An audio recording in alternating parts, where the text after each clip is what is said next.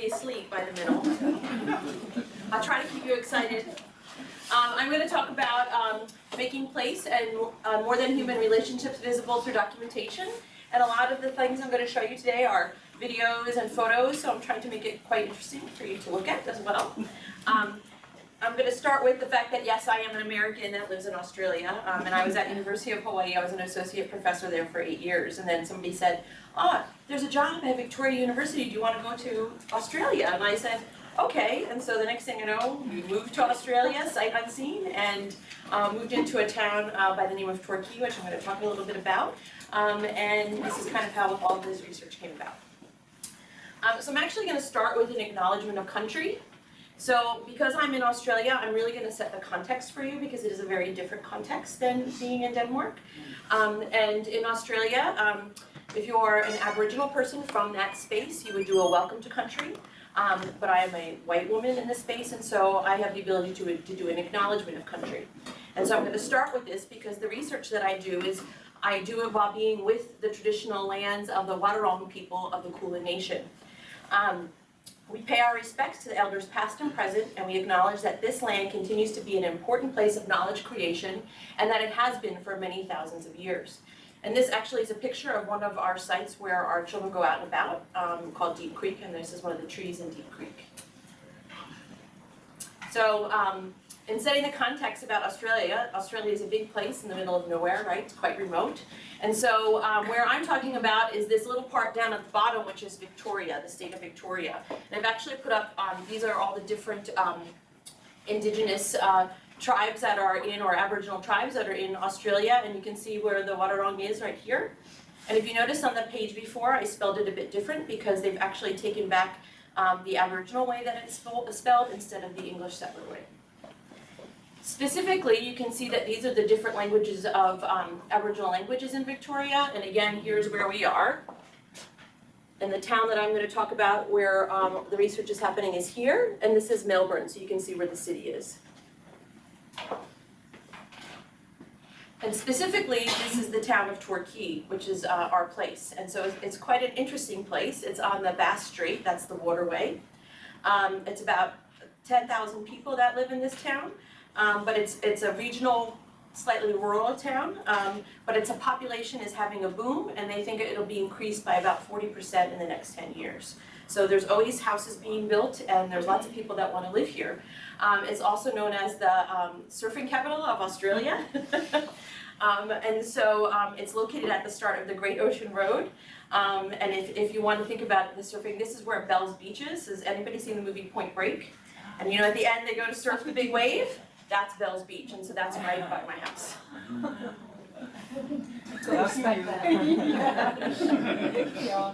So this is another tree in Deep Creek. So setting the context and understanding where that place is, I have to also talk about myself and situate myself. And so within this research, I am positioned as a white woman, an American living in Australia, and I've only been with Wadawurrung country for less than 4 years. This is my 4th year, really, just kind of ending up now. And I understand that my learning and my experiences are continuing to evolve as I learn with and I come respectfully alongside the Aboriginal worldviews. And so Karen Martin talks about this. And so that's kind of where I'm coming in. Now in this, you'll see a lot of video and photos, and so the children are very aware of this project as well as the teachers. And before I take many pictures, I ask if it's okay if I take that picture, and they know that they can also tell me no. They also know that I'm coming to Denmark and talking about this, so they know about a lot of the pictures that are in here, and they've been used quite a bit. Okay, so I'm going to start first with the documentation. Okay, here we go. Sunscreen hits the air. Feet moving toward the toilet. Large brimmed hats topping heads. Water bottles fill backpacks. Chaos ensues in the 1st and 2nd grade classroom. These movements mark the beginning of the day, a day every fortnight when feet travel down the hill towards the ocean, to Fisherman's Beach.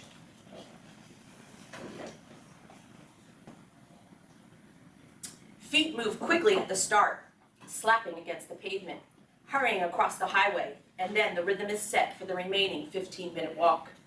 Ocean watching us as we move closer to Fishos, the nickname we call the beach. We have been learning with and from this place, and acknowledge that is and always is already waterwrong country. Prior to colonization, fish shows would have been a site of sustenance, a place to find fish, shellfish, and berries. As a result of colonization, it may have also been a site of death, as disease, lack of access to traditional food sources, and war, killing many of the waterwrong people. As a way to respectfully reconfigure, how do I go back? As a way to respectfully reconfigure waterwrong presence, we carefully use waterwrong words that have been shared with us to describe the sea, the land, and the sky. For example, wari is the sea, and korak is the shore, where the sea and the sand meet. Fish fill the shallow and calm waters of fish shows. Yellow Bluff, a tall cliff, stands at the right side of the beach. Layers of rocks, cracks, and roots share with us the power and the potential of the cliffs to be both safe and unsafe. Yellow Bluff is the source of many conversations. What is Yellow Bluff telling us today? Have parts of Yellow Bluff fallen to the sand? Are there small stones rolling down to the sand? Can we see more of the tree roots? How does Yellow Bluff tell us where to play? Backpacks release from our backs and join the sand. Sand invites us to sit for a rest, a snack, a sip of water. Sand holds our feet as we wander and find the spot that calls us into connection at fish shows. Water running from the rainwater drain calls for investigation. Wordle, or crabs, scurry through the sand, provoking us to follow, watch, and listen. Clay, located at the base of Yellow Bluff, encourages hands to squish, curl, and pat. Wari, the sea, covers the sand as feet try and predict where to stand to barely be touched, or in some cases, fully covered and testing the temperature. These movements populate the 3 hours we spend each time at fish shows. All right, so the documentation that I just shared is about Out and About. And Out and About is a research project that's focused in the coastal regional town in Victoria, Australia. We have a second site in urban area in Melbourne, which are led by myself and my colleague, Catherine Ham. Today, I'm going to share with you from the site in Torquay, which is the coastal regional town. And it's about 75-minute drive outside of Melbourne. So with this research, I work with a Catholic primary school. Now in Australia, Catholic schools are funded by the government. So they're in a public and private partnership, and they receive government monies. And one of the reasons why they receive government monies is because after the post-war, there was a baby boom and there wasn't enough spaces for the children to go to school. And so this was the government's idea of kind of getting to those spaces. And because Catholic schools traditionally educated poor families, this was another way to kind of get to those spaces. And so at the same time, the Catholic system was also going to collapse, and so the government put the money in order to sort of save the system at the same time. And that was really what the solution was in the 1970s. So they actually take care of about 20% of all children at all levels go to Catholic schools in Australia. And they get a majority of their funding from the government. So again, another context thing so you kind of understand the place. So this school has about 500 students in it, and they go from prep to grade 6, and prep is equivalent to kindergarten, so they're in the States, which is 5-year-olds. They're multi-age classrooms, and except for prep, they only have, the prep students are all in one room, and they're quite large rooms. So, I don't know, some of them are about 1,000 square feet, and they kind of have all different kinds of spaces going on. So like the 1-2 room has all different offshoots of it.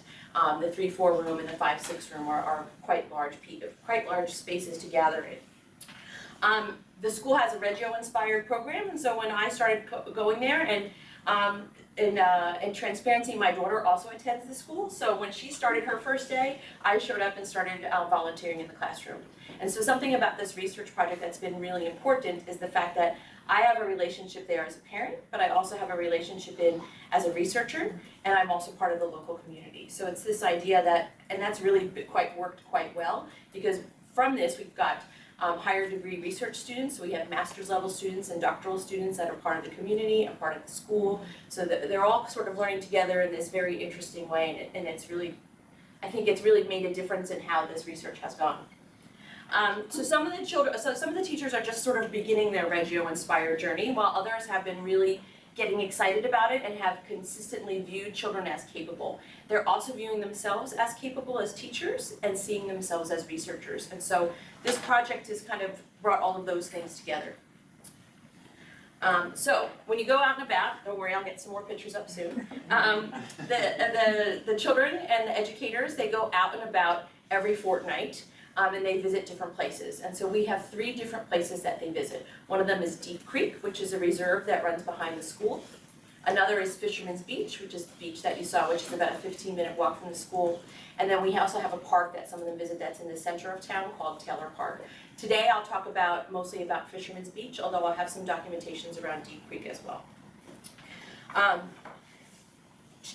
So, what's really big about this is that it's framed by the Common Worlds framework. And so this research is part of a large research collective that's an international research collective. And the Common Worlds framework is about this idea that, I'm just going to take a sip of water. So out and about, let me start here. So out and about research is about it seeks to understand how teachers co-participate with and support children in learning about their relationships with the common worlds, with the human and the more than human. And so really what this is about is the fact that there's a lack of relationship between humans and the planet. And this is why we're having so many problems in our environment. And so through Common Worlds framework is this idea that we have radically new relationships. And so Out and About project is about supporting those relationships. But we're specifically looking at what the teaching pedagogies are as the teachers start to do this work and how they support children to build these relationships, but also the relationships that they build with the environment as well. So more than human include the multi-species in the community. So for example, plants and animals and the local places where children live. And for these children and educators, it's very geohistorically specific, because you heard me talk at the start about Australia and about the Aboriginal presence and about how this is Aboriginal land. And so it really engages with Australia's colonial past, presence, and futures. And that there's entanglements with this that we have to really think about, and it's in here, these other beings, about non-living entities, about technologies, about elements, about discourses, about forces and landforms. So the common world pedagogies allow us to do that and come together to think about a more common future and what that might look like. So Common Worlds is an interdisciplinary network of researchers, and so there are people that are talking about geography, about environmental ed, about feminist new materialisms, and about indigenous and environmental humanities. And it really draws from Bruno Latour's work, and Bruno Latour is a French philosopher and anthropologist and sociologist. And as he starts to look at things, he looks at science and technology coming together, and this idea that how the social dimensions of how scientists work can't be separated from the truth or the truth claims that they make. So this idea that they kind of have to coexist together. You know, you can't just have this one truth, that there actually are multiple truths. And so Common Worlds takes from those ideas and this idea that there's a more than human notion. And by resituating our lives with this indivisible common worlds, our research focuses on ways in which the past, present, and future lives are entangled with those and other beings, non-living entities, technology elements, discourses, forces, and landforms. So this is from the website, and you guys can look this up. And so all of our projects, international projects, are listed on this website. Okay, so place is really important to this. And when I'm talking about place, this idea that place in this research is not viewed as a culturally or politically neutral. So place is not innocent. Nature is not innocent in this sense. And rather, place is a territory that's indigenous and which has been and continues to be subject to the forces of colonization. So when we see place from this understanding, it provokes us to pay attention to the political, the historical, and the ethical entanglements and practice political, intellectual, and ethical pedagogies. So this research project, Out and About, we actually draw on multisensory methods. So walking, listening, smelling, talking, touching, and we draw from Sarah Pink, who is a social anthropologist, and you know Sarah Pink. and this idea that there are relations between place and people and the more than human. And central to this method is this idea of understanding that place is a contact zone that we come together in. And we pull from Donna Haraway around that, who does science and technology studies. And this idea that places are inclusive of the more than human and the human entanglement, so how they come together. This also includes placemaking.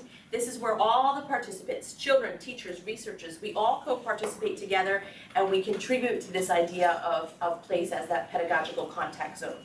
So data in this is really collected through documentation. And it's constructed as the children and the teacher contribute together. We also use field notes, we use the things that I think about when I'm coming there as a researcher, and then our analysis is ongoing. So we've been really playing with a lot of these methods in there because there's not something that's really set around this. And so we use Latour's notions of tracing and assembling, and we pay attention to these unique events that happen within the data.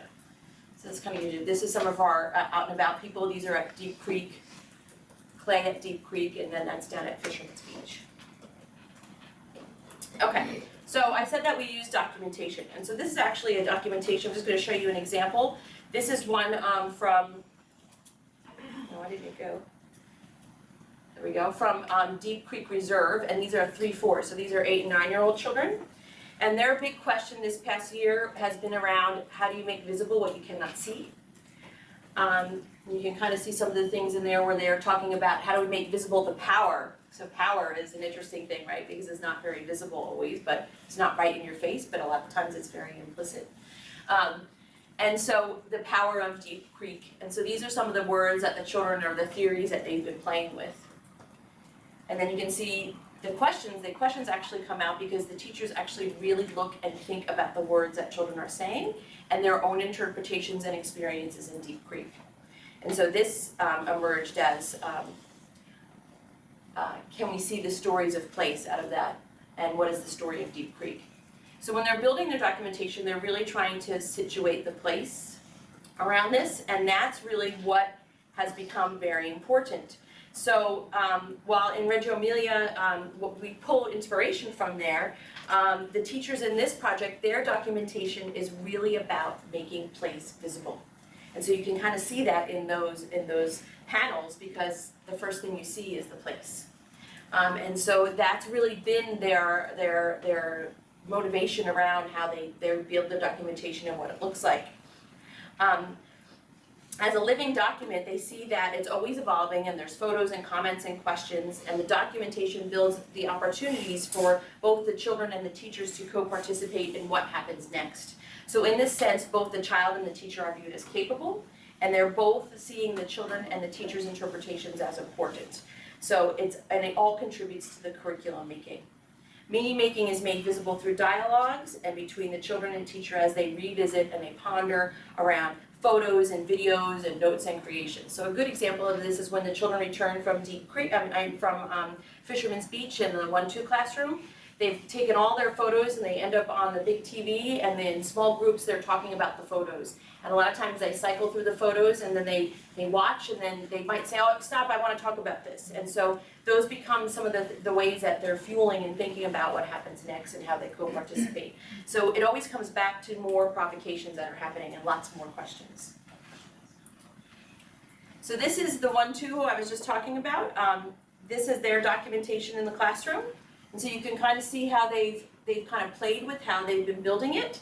And so this has been the whole year. And so they've been making very big decisions about curating what they put up, about children's work. You can see there's teacher comments in there, those little sticky notes, and you can see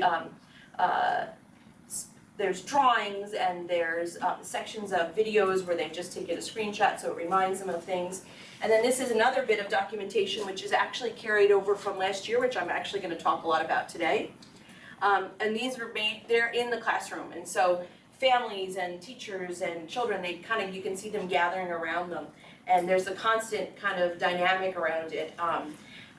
And this idea of power dynamic, they kind of come back and forth. It's a shared power, but sometimes the children have more power and sometimes the adults have more power, and this interpretation sort of kind of comes into that.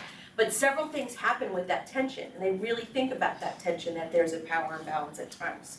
And so one way they do that is they share about the documentation practices. For example, one teacher, like she'll be sitting in the assembly talking with the students, kind of like you with your computer here, and she'll say things like, here's why I'm writing this down, and this is what's happening with this, and now we're going to take this away and we're going to walk in the other room and we're going to chat about it. You can join us if you want, and then what happens next. So this idea that they're very transparent about what they're doing with the children. Documentation, again, is part of the classroom, so you often find children standing around it and talking about the things that they see. And those very, I don't know, just conversations that happen on the fly sort of thing are really contribute to the things that happen. And the process of documentation is made visible by teachers to the children. So in one room you can see a documentation process on the wall, you can see what the teachers are thinking, and the children know what's happening around that. Okay, so I'm going to bring up some more documentation now. So I'll go back into my talking in documentation mode sort of thing. This is kind of, I'm going to jump into the middle of a project, so you'll see some of these things, but this is around out and about going to Fisherman's Beach. So the children are brought together across 3 classrooms, mixing together, finding ways to ebb and flow and wonder together. And when I say 3 classrooms, so they divide them out into groups of 20 or so. So this is about 60 children coming together. And they are in the 1-2s, so they're 6 and 7 years old. The provocation the teachers co-constructed together by listening and pondering with the children on many trips to Fisherman's Beach and time spent together in the classroom. It should be noted that this is a negotiation and a wondering together in the relationship of the child and the teacher. Together, the children and teachers are I can't speak anymore. How can I say that word? Provocative? There we go. In the process of creating a deep relationship with Fisherman's Beach. So this is the provocation. When we listen to place, we don't need ears. And this is a provocation that the teachers came up with in relationship to what's been happening with the children. Theories began to populate by the children in response to the provocation. We don't need ears because we hear in our heads. We listen with our eyes. You can feel the sand, whether it's hard or soft. The ocean, just listen by watching the waves. Feel the place, you can taste if no ears. Dogs smell, for instance, and they smell danger. So listening to these theories with the children, the teachers take these theories and then they bring them and they look at them and they talk about them. And then they start to think about something else to consider. So if we are at Fishos and we can't use our ears, what would the beach tell you? So then they throw this back at the children. We would see the foam and smell the salt water. Feel the water when moving backwards. You would feel whether the water is dangerous. Sea moving. Trees waving. I can use my hands to feel it. So we wondered then at that point if there was another perspective needed. And so the teachers sat down and they thought about it and they said, is there going to be another one? So they asked the children to close their eyes. Everyone close your eyes. Imagine Fishos without your ears. What are you listening to without your ears? Sea waves moving, crashing on the shore, and there's movements made with their hands. Feel the wind, see it push the waves. The beach is saying something. You could smell the water. Shore is coming up. Rough water. Trees moving. Okay, so then they're given some materials to work with and they start to play with some of the things that, these theories that they're thinking about in terms of this idea of not having ears and being in the place. And then the teachers gather all of those pictures together and start looking. And these are all part of our documentation panel, so you can see all of this when it's up. We gather together and look across the drawings. Movement, wind, humans, clouds, waves, small humans, cracks, emotion, all words shared in response to the visible theories. Further, we were thinking about how to decenter the human from this process and position a place first. We wonder together, Would there be different responses if we change the provocation to with rather than to? The change from the word to with takes some power away from the humans in this place. So all of a sudden they're thinking with the place rather than to the place. To is about the humans having power over the place. With repositions the humans towards recognition of the shared and common world humans have with the place. Jeanne, who wrote this? So we wrote this with, the teachers wrote it with me, like we worked together in like a collaborative sense. And that other slide before where you had some theories. Those are the children's theories, so that the teachers pulled and we put created. together, Okay, we put together, yes. So I've been, sort of a coach or part of that team. A lot of times they do some of this work on their own and I come in, sort of, and they're like, well, how does this look? Mm-hmm. And actually, if we think about the documentations, the process of it, this is the final bit. We've gone through several other things that have happened before then. So there's a lot of this where it happens after. And so it's not something that happens within, like in that moment. And so that's why they want to make visible what they're doing. And so these are...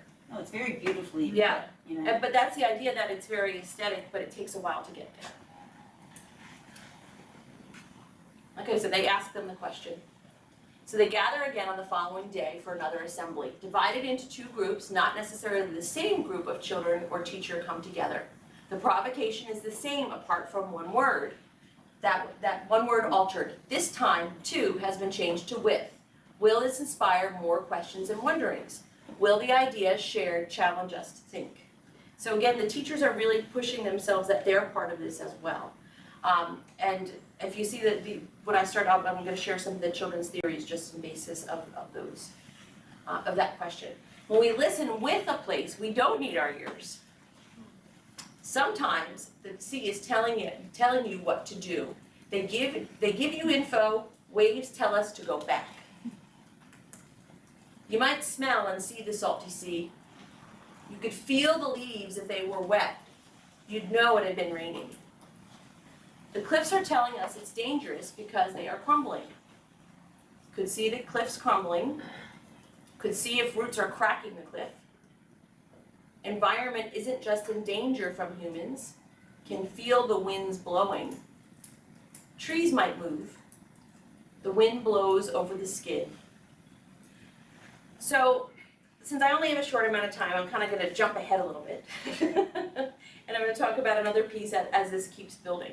So as this has been happening for 4 years, the documentations, they keep being built, and sometimes they're separate stories. Like the one that was on the wall that you saw, that's separate from the different one that I'm sharing right now. So you can see how different things have kind of moved along if I pulled out all the documentations. But we only have a short amount of time, so I'm only going to talk about different parts.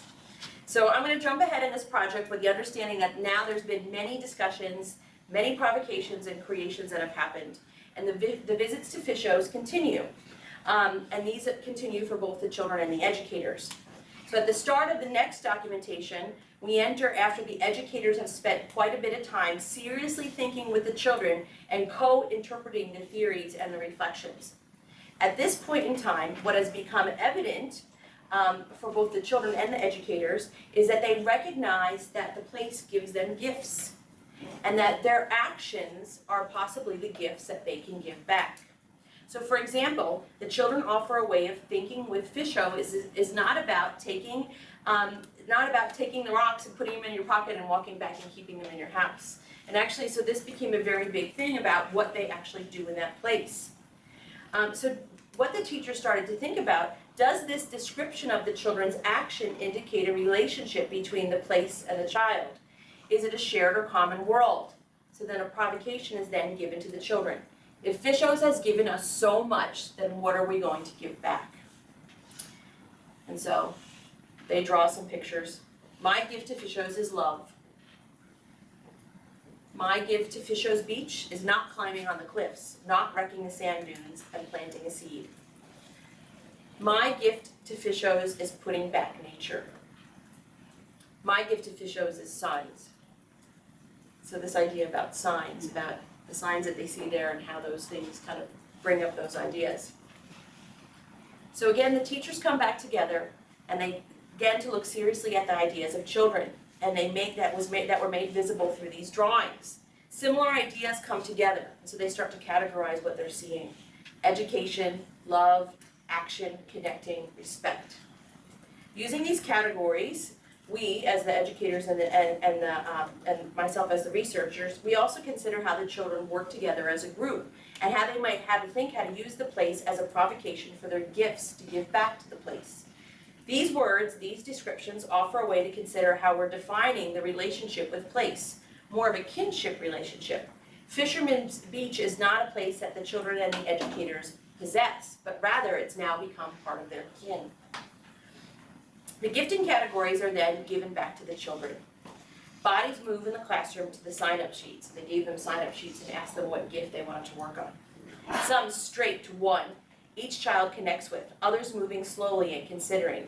Education, love, actions, respect, fill up, and one child signs up for the paper for connecting. With the intent of group work to happen, we as the teachers, they make the decision to connecting and action. Ensuring that each child is part of a group, in the end, they've all joined a group with the recognition of what a place can give and how in a shared relationship, there is now a gifting back. To continue the gifting process, we wish to understand how children theorize and they think about a gift. So children explore the following questions in small groups in a dialogue with each other and their teachers. Will our gift change the place? What is a gift? Who gives a gift? Are there different types of gifts? Do you need to be able to see a gift? How do you make a gift meaningful and special? What does meaningful mean? How do you know it's meaningful?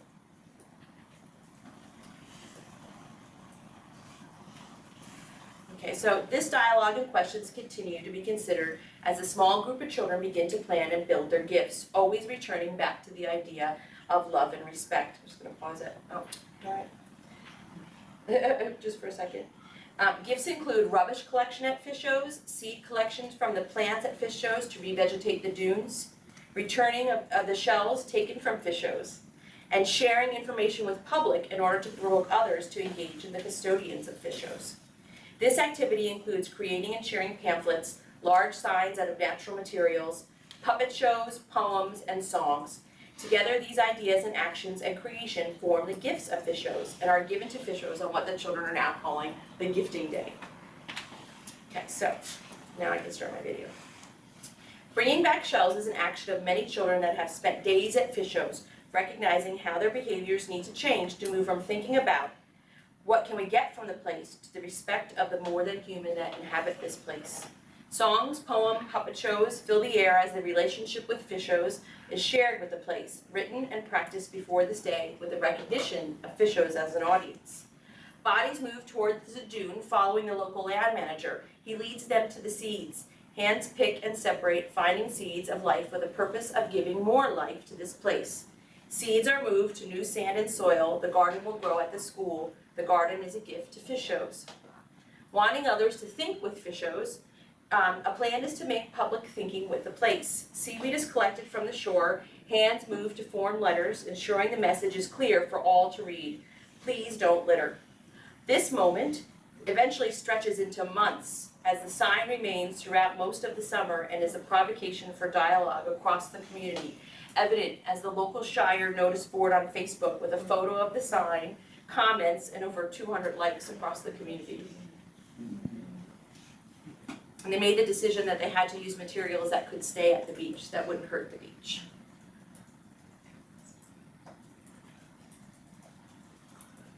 And you can see that the teacher's right there in there with them.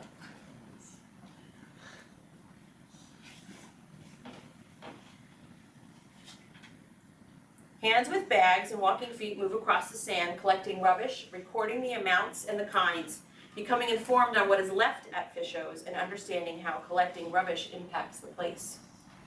Walking feet enter into the cafe on the beach. Pamphlets on how to engage and care for the place are left for the public on the counter.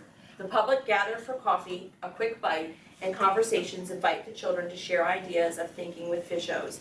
As the children walk away, conversations continue. So these are all their gifts kind of put onto one big bit. Giving back to fish shows, thinking with the more than human, and living with and in this reciprocal relationship. So this is a photo of the day, the gifting day, so you can see all the things that are happening on the beach. Which should be noticed that while this was one day, this was just one day. They still visit the beach in the same way and engage in different ways. And so what's happened since then, these are panels that sit at the beach, and they came into play with our public out and about day, which is what I'm going to talk about tomorrow. And so now the public can see the story of the gifting day, and the documentations are there all the time. So this research will focus on teaching pedagogies as action. Action that comes through a deep relationship with the place by the children, the teachers, and myself as a researcher. It's about learning with and in relation to the place and the more than human. And documentation is how that is made visible.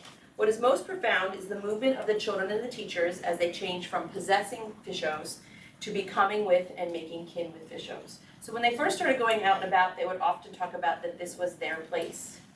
And then they kind of changed those discussions and started talking about how they thought with that place. Gifting back to fishos is a recognition that fishos as a place has agency, and it provokes the children and the teachers to change how they act in order to create a common future. Lastly, the process of noticing, connecting with, respecting place through the Out and About project manifests as a recognition of the nexus of being with the public and with hope. The action of gifting in and of itself becomes an expression of hope in the public sphere. Again, and it's documentation that makes this visible. So, there you go. Now open for questions.